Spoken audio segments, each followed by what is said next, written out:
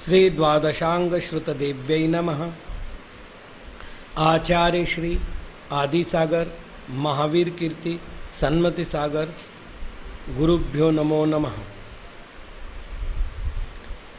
विश्व प्रकाशी महिमानममानमेक मोमक्षराद्यखिल वाङ्मय हेतुभूतम् यं शङ्करं सुगतमाधवमीशमाहु ररहन्तमर्जितमहन्तमहं नमामि।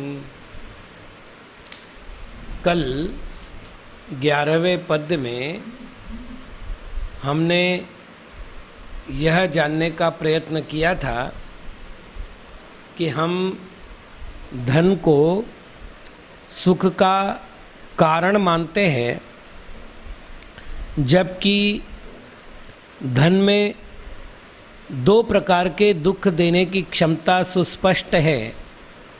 एक अर्जन के कारण से उत्पन्न होने वाला दुख और दूसरा वियोग के कारण से उत्पन्न होने वाला दुख। और आचार्य महाराज ने कहा था तस्यावधिम बौधियापि न हंत वेद्मि, अर्थात उनको महाज्ञानी होता हुआ भी मैं उनकी सीमा को नहीं जान रहा हूँ। तो फिर सुख क्या है, सुखाभास क्या है, दोष किसका है, इत्यादि अनेक प्रश्न उपस्थित होते हैं, जिसका उत्तर देने के लिए आचार्य महाराज यहाँ पर 12वें पद्य का अवतरण करते हैं। निर्वादमादिरहितं विदुताघसंघं यद्यस्ति ना परम पारममारसौख्यम् एवं विदेपि मतिमान्नपि शर्मणित्थं बुद्धिं करोतु पुरुषो वद कोत्र दोषः। अमार सौख्यम, काम से रहित सुख, निर्वादम, विवाद से रहित, आदि रहितम, अनादि, विदुताग संघम, पाप समूह से रहित, यदि अस्ति है, अपरम अन्य न नहीं है, एवं विधे इस प्रकार, इत्थम ऐसे, शर्मणि सुख में, अपि भी, मतिमान बुद्धिमान, बुद्धिंकरः विचारवंत पुरुषः पुरुष अपि भी यदि यदि न प्रवृत्ति नहीं करे तो वद कहो कि अत्र यहाँ कह कौन सा दोषः दोष है। जिस वस्तु को हम प्राप्त करना चाहते हैं, लौकिक व्यवहार में भी उसके लिए उस वस्तु के स्वलक्षण को जानना आवश्यक होता है। अर्थात हम जिस वस्तु को लेना चाहते हैं, जैसे कोई व्यक्ति सोना खरीदने जाता है तो सोना, पीतल आदि अनेक वस्तुएं पीले वर्ण की है। तो सोना क्या है और सोने का प्रतिभास कराने वाले पदार्थ कौन से हैं, अर्थात जिनमें सुवर्णत्व नहीं है, सुवर्णत्व के समान प्रतिभास हो रहा है, कौन है। इसी प्रकार कोई रत्न खरीदने जा रहा है तो रत्न क्या है और कांच के टुकड़े क्या है, इन दोनों के बीच का अंतर उसे ज्ञात करना आवश्यक होता है। तो रत्न के जो लक्षण हैं वो कांच के टुकड़े में नहीं पाए जा सकते। तो कांच के टुकड़े और रत्न में अंतर करने वाला केवल स्वलक्षण है।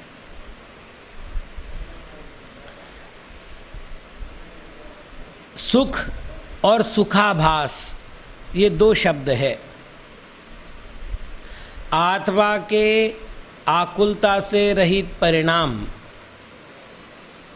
उससे कहते हैं सुख, और जिसमें सुख नहीं होता, सुख का आभास मात्र होता है, सुख है ऐसी केवल कल्पना को उत्पन्न करता है, उसे कहते हैं सुखाभास।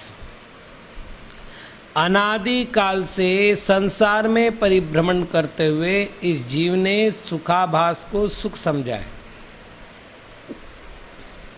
सुखाभास स्वयं दुख स्वरूप है, अतः वह कभी भी आत्म कल्याणकारी नहीं हो सकता। तो सुख का जो लक्षण है निराकुलता, आत्म को हित है सुख सो सुख, आकुलता बिन कहिए। अर्थात जहाँ आकुलता नहीं है, इच्छा नहीं है, अतृप्ति नहीं है, वासना नहीं है, कामना नहीं है, वहाँ सुख है। और जहाँ इन सब का उद्दीपन होता है, प्रगटीकरण होता है, वहाँ सब दुख है। जिस सुख के बाद दुख आता है वह सुख सुखाभास है। जिस सुख के बाद सुख, सुख के बाद सुख, सुख के बाद सुख आता है, वह सुख ही वास्तविक सुख है। वैसे शास्त्रों में सुख के लिए अनेक विशेषण प्रयोग किए गए हैं, लेकिन यहाँ पर आचार्य महाराज ने 4 विशेषण दिए हैं। पहला निर्वादम, दूसरा आदिरहितम, तीसरा विदुताग संगम और चौथा अमारम। अब यहां पर आधिरहितम लिखा हुआ है। यदि आधिरहितम लिखा है तो उसका अर्थ होगा आधियों से रहित, और यदि हम धी की जगह दी करते हैं तो होगा आरंभ से रहित। हम दोनों ही प्रकार से अर्थ करेंगे। पाठ कोई भी एक ही होगा, लेकिन समीचीन पाठ क्या है इसको जानने का मेरे पास उपाय नहीं है, इसलिए मैं दोनों ही पाठ स्वीकार कर रहा हूं, आधिरहितम और आदिरहितम। तो निर्वादम, वाद नहीं है। वाद का अर्थ होता है विवाद, जिसमें प्रतिपक्ष पाया जाता है उसे वाद कहते हैं। जिसका विरोध पाया जाता है उसे वाद कहते हैं। सच्चा सुख आत्मा से उत्पन्न होता है, सहज है, शाश्वत है और हितकर है। इस विषय में किसी प्रकार का वाद विवाद नहीं पाया जाता, इसलिए सच्चा सुख जो है वो निर्वाद है। आदि रहितम, उसका आदि नहीं है। यहां पर आदि शब्द उपलक्षणात्मक है, इसलिए आदि शब्द के साथ अंतरहितम ये शब्द भी जोड़ देना है। उपलक्षणात्मक जितने शब्द होते हैं वो अपने अर्थ के साथ अन्य अनुकूल अर्थों का संग्रह कर लेते हैं। तो आदि से रहित है अर्थात अंत से भी रहित है, आरंभ नहीं है और अंत नहीं है, अर्थात अनादि निधन है, अनादि अनंत है। एक बार प्राप्त हो गया कि पुनः अप्राप्ति का कोई प्रश्न ही नहीं उठता। यदि यहां पर आदि रहितम के स्थान पर आधि रहितम के स्थान पाठ स्वीकार किया जाए तो आधि का अर्थ होता है व्याधि। हम कहते हैं ना आधि, व्याधि, उपाधि। शारीरिक रोग, मानसिक रोग और अन्य परिग्रह, अन्य बाधाएं। आदि व्याधि उपाधि। इस सुख के साथ किसी प्रकार की बाधा नहीं है, न शारीरिक न मानसिक। विद्युताग संगम, विद्युत यानी धूत का अर्थ होता है अच्छा धोया हुआ, भली भांति स्वच्छ। विद्युत विशेष रूप से, वि उपसर्ग है जो विशेष अर्थ का प्रतिपादक है। तो जिसने विशेष रूप से धो दिया है, किनको धोया है? अघ, अघ अर्थात पाप, और संग का अर्थ है समूह। जिसने संपूर्ण पापों के समूह को धो दिया है, सुख पापों को अपने पास नहीं रहने देता। जिसके मन में यत् किंचित भी पाप है, उसके पास सुख नहीं है, क्योंकि पाप संक्लेश परिणामों की परिणति है और सुख ज्ञान परिणाम का परिणमन है।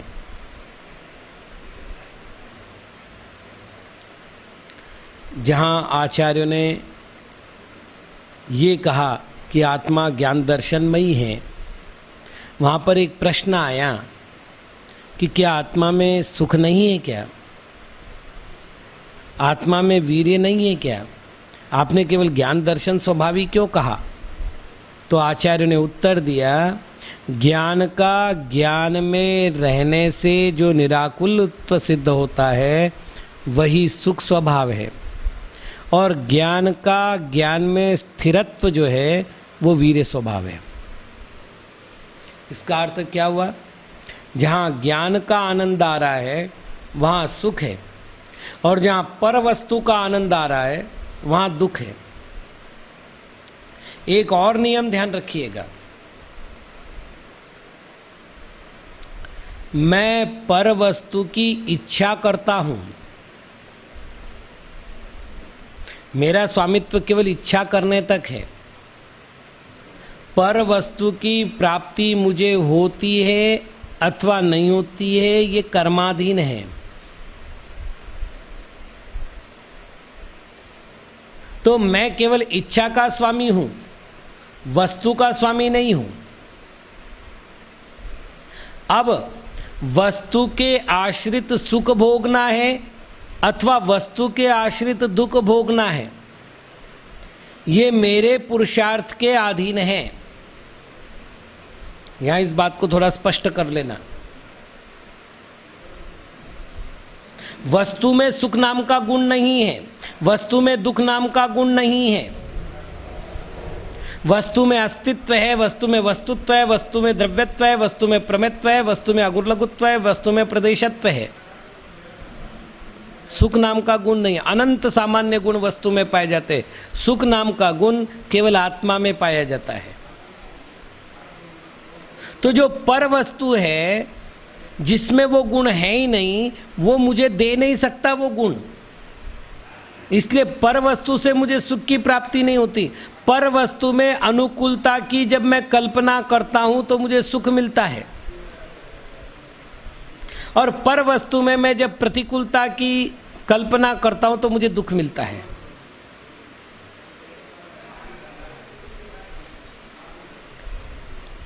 एक व्यक्ति को 2 पुत्रियां थी, दोनों पुत्रियों का उसने विवाह कर दिया। एक पुत्री किसान के यहां दी गई और दूसरी पुत्री कुमार के यहां दी गई। एक दिन पिता के मन में आया, मैं अपने पुत्रियों को जाकर देखूं, सुख से तो है। वो पहले बड़ी बेटी के यहां गए जो किसान के यहां दी गई थी। उसको पूछा, बेटा तुम सुखी तो हो? बोले पापा क्या बताऊं, बहुत अच्छी गर्मी पड़ी थी, सारा खेत तैयार करके रखा हुआ है, बस बारिश आ जाए मैं बीज का वपन करूंगी, इस साल तो माला माल हो जाऊंगी, मैं तो बड़ी आनंद में हूं। अपना काम पूरा हुआ, वहां से वो पिता छोटी बेटी के यहां गया, वो कुमार के यहां बैठ गई थी। बातचीत में उसने पूछा, बेटा सुखी तो हो? बेटी ने कहा पापा इस साल इतनी गर्मी पड़ी थी कि आनंद आ गया, हमने इतने मटके बना के रखे, इतने मटके बना के रखे और इतने मटके बेचे इस वर्ष कि कोई कमी नहीं पड़ेगी, लेकिन एक चिंता सता रही है। बेटा क्या चिंता है?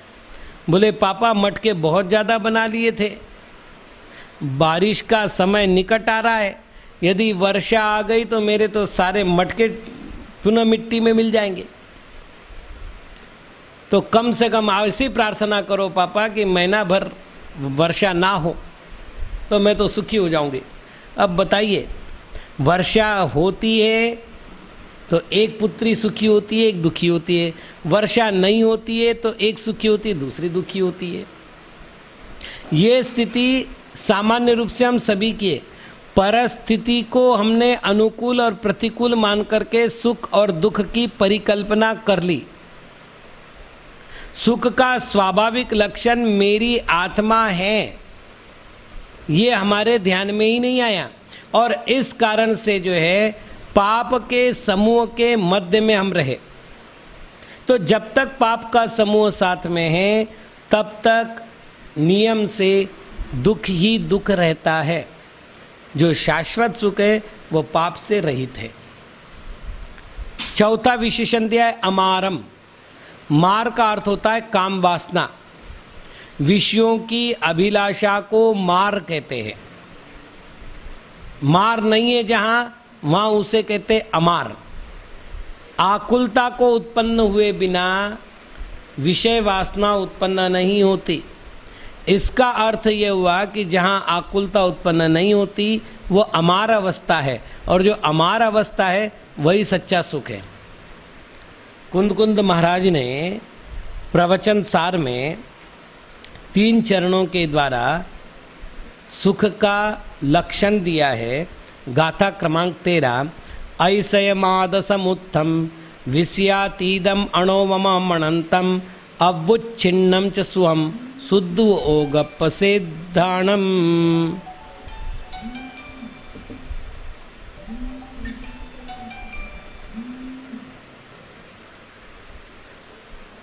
अर्थात शुद्धोपयोग से जो निष्पन्न हुई आत्माएं हैं उनका सुख अतिशय से युक्त है, विषयों से रहित है, अनुपम है, अंतरहित है और अटूट है। मोह के विभ्रम के कारण जिसके विवेक बुद्धि कुंठित हो चुकी है वही व्यक्ति कल्याणकारी सुख को स्वीकार नहीं कर पाता और विषय वासना जनित सुख को सुख मानता है। सुख के वास्तविक स्वरूप का बोध नहीं होने पर उसे सुख नहीं मिलता। तो आचार्य महाराज पूछते हैं कि बुद्धिं करो तो पुरुषो वद कोत्र दोष। बुद्धिमान पुरुष भी जो है वह कोई सुख को प्राप्त नहीं कर पा रहा है तो उसमें को दोष है, किसका दोष है? अर्थात उसी का दोष है, ये इसका अर्थ करना चाहिए। तो सार संक्षेप में इतना कहा जा सकता है कि शाश्वत सुख, आत्मिक सुख निर्वाध होता है, अनादि अनंत होता है, पाप समूह से रहित होता है और विषय वासनाओं की आकुलता से रहित होता है। अगला पद्य कर लेते हैं। आस्ताम समस्त मुनि संस्तुतमस्तमोहम सौख्यम सखे विगत खेदम संख्यमेतत् निस्संगिनां प्रशमजं यदिहापि जातं तस्यांशतोऽपि सदृशं स्मरजं न जातु। सखे, हे मित्र, अस्त मोहम, मोह के अस्त हो जाने पर, असंख्यम, असंख्य, खेदम, दुख, विगत, नष्ट हुए, ऐसे संस्तुतम, स्तुति को प्राप्त होने वाले, समस्त मुनि सौख्यम, मुनियों का संपूर्ण सुख आस्ताम दूर ही रहे। यह इस संसार में अपि भी यत जो निसंगिनाम निर्ग्रंथ मुनियों के प्रशमजम प्रशम से उत्पन्न होने वाला सौख्यम सुख है, तस्य उसके अंशतः अंश के अपि भी सदृशम समान एतत् यह स्मरजम काम से उत्पन्न होने वाला सुखम सुख जातु कभी नहीं होता। जिन्होंने ज्ञानावरण कर्म का विनाश कर लिया है उन्हें अनंत ज्ञान प्राप्त होता है। दर्शनावरण कर्म का विनाश करने पर अनंत दर्शन गुण की प्राप्ति होती है। अंतराय कर्म का क्षय करने पर अनंत वीर्य प्रकट होता है। उन जिनेंद्र भगवान के मोहनीय कर्म के अभाव से अनंत सुख होता है। समस्त द्रव्य कर्म, भाव कर्म और नो कर्म, इनका पूर्ण रूप से विनाश होने वाले जो सिद्ध भगवान हैं उनके समस्त आत्मगुण प्रकट होते हैं।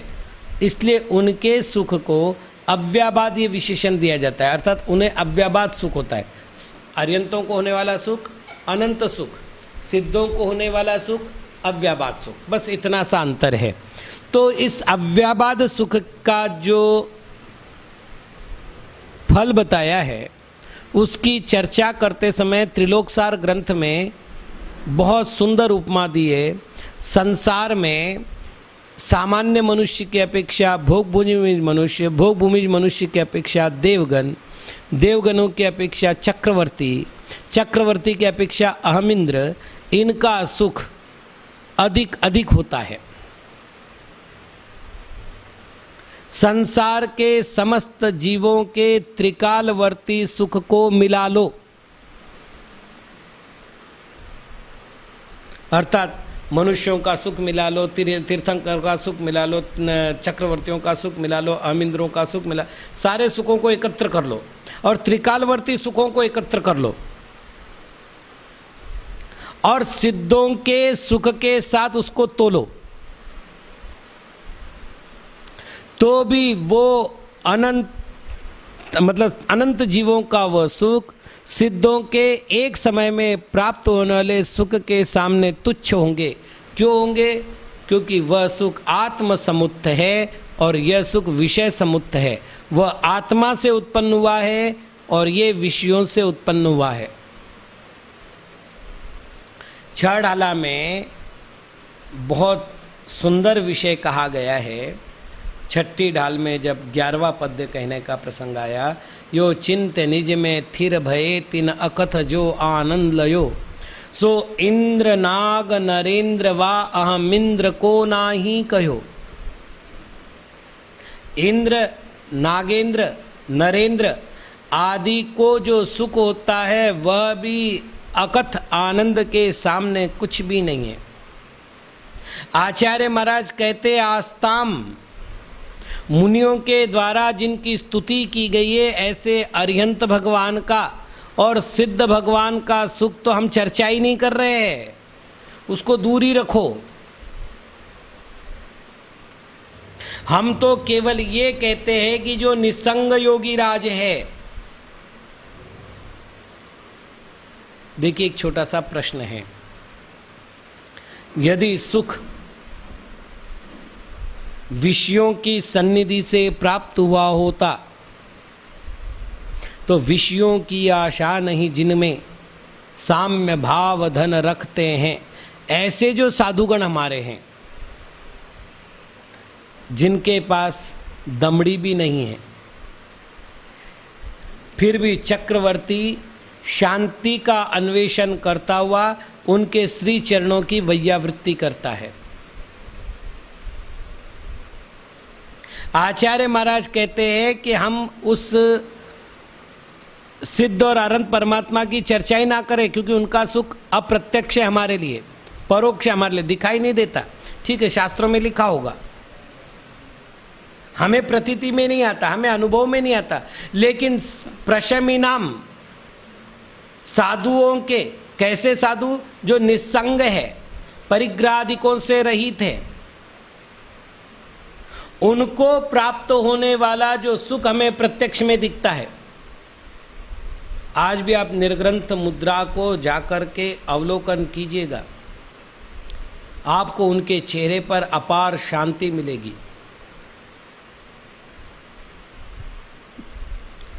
उनके शरीर में विशिष्ट दीप्ति अर्थात कांति मिलेगी। विशिष्ट कांति शरीर पर तब आती है जब मन निरंतर प्रसन्न रहता है। अपार शांति तब आती है जब उनकी पीड़ा नहीं होती। रोगी का जब परीक्षण करने डॉक्टर लोग जाते हैं तो उसके चेहरे का अवलोकन करने का प्रावधान है। जब उसका चेहरा देखते वो अगर शांत हो तो समझा जाता है कि इसको वेदना की कमी है, अन्यथा चेहरे पर तनाव होगा, आवाज में कंपन होगा, पूरी भयभीत स्थिति होगी। शरीर की नाड़ी पकड़ो तो सारे ठोके समझ में आ जाएंगे।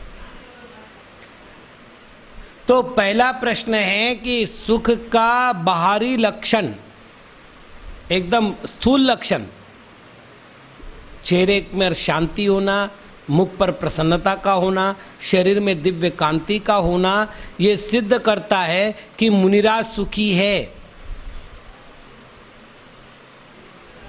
आपने भी इतने सारे मुनिराजों के चरण स्पर्श किए होंगे, वंदना की होगी, दर्शन किए होंगे। किसी मुनि ने श्रावक से जाकर के नहीं कहा कि ये भाई मुझे कोई मंत्र दे, मुझे कोई तंत्र दे जिससे मैं सुखी हो सकूं। लेकिन आपने ये जरूर देखा होगा कि उनके श्री चरणों में जाकर के हम प्रार्थना कर रहे हैं, महाराज क्या बताए, बहुत दुखी है, कुछ ऐसा उपाय दो कि हमारे दुख से मुक्ति हो जाए। इसका अर्थ है लौकिक में हमने स्वीकार किया है कि महाराज सुखी है, क्योंकि वो खुद दुखी होते तो आपको सुख का उपाय बता ही नहीं सकते थे। तो आचार्य महाराज यहां कह रहे हैं कि आप आर्यन सिद्धों की बात मत करो, हम तो केवल उनकी बात कर रहे हैं जिनकी चरण वंदना तुम रोज कर रहे हो, जिनको प्रत्यक्ष में तुम रोज देख रहे हो। वो मुनिराज को जो सुख होता है तस्य अंशतः अपि, उतना नहीं कह रहे वो, उतने तो बहुत बड़ी बात हो गई, उसका अंश मात्र भी सुख स्मरजम न जातु, कभी भी विषय वासनाओं से प्राप्त होने वाला सुख उसके अंश की बराबरी भी नहीं कर सकता। जिन दिनों में हमारे गुरु का मतलब 2010 में उनका संलेखना कार्य हुआ, उसी वर्ष जगह जगह फोड़े उठे हुए थे, पैरों में बिल्कुल छेद पड़ा हुआ था, लेकिन आश्चर्य, खड़े होकर सामायिक हो रही थी, सारी आवश्यक दिनचर्या हो रही थी। और हम लोग कभी भी गए, पूछा महाराज आपके शरीर की स्थिति, तो कहते थे बेटा पर द्रव्य की क्या पूछते हो, वो मुझ पर क्या असर कर सकता है। आचार्य वासपूज्य सागर महाराज की संलेखना हो रही थी। उन दिनों में भट्टारक श्री चारू कीर्ति जी महाराज उनके पास गए, बीमारी थी, मृत्यु अनिवार्य सामने दिख रही थी। भट्टारक जी ने कहा स्वामी जी आप तो रोग को जीत रहे हैं, सहन कर रहे हैं, धन्य हो आपको।